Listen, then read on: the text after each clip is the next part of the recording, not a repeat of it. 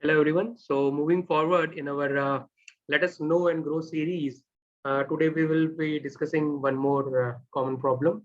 In this, the child presents with decreased movement of upper limb. Um, Mostly it is present since birth, and probably there might be history of difficult labor or shoulder dystocia. Yes, we are talking about brachial plexus palsy. So as we So the leading questions will be how to proceed, when to proceed, leave it or treat it. So to make this video short, I will be discussing how to proceed in this video, and second part will contain when to proceed, whether to leave it or treat it.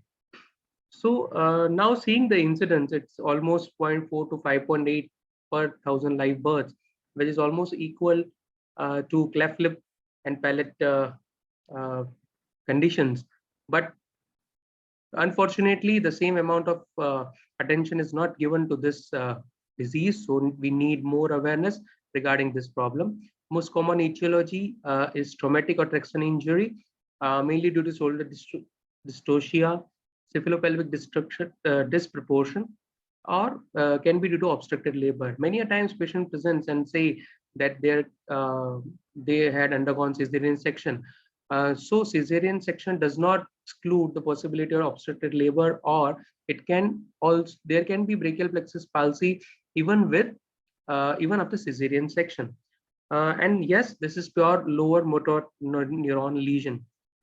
But before stamping any patient as a brachial plexus palsy, we should know other differential diagnosis which we might be seeing.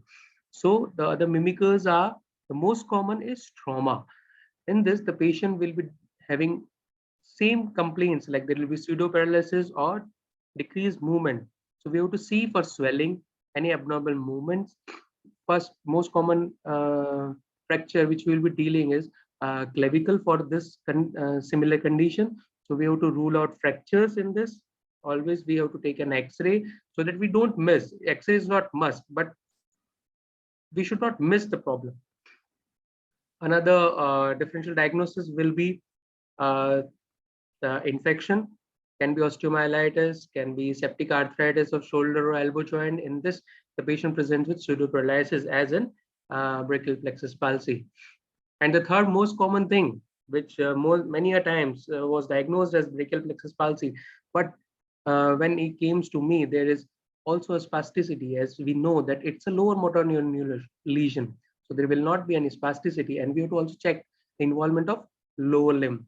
So we have to exclude all these uh, differentials or mimickers before coming to the diagnosis of brachial plexus palsy. Uh, for a very simple examination, I will be showing this video.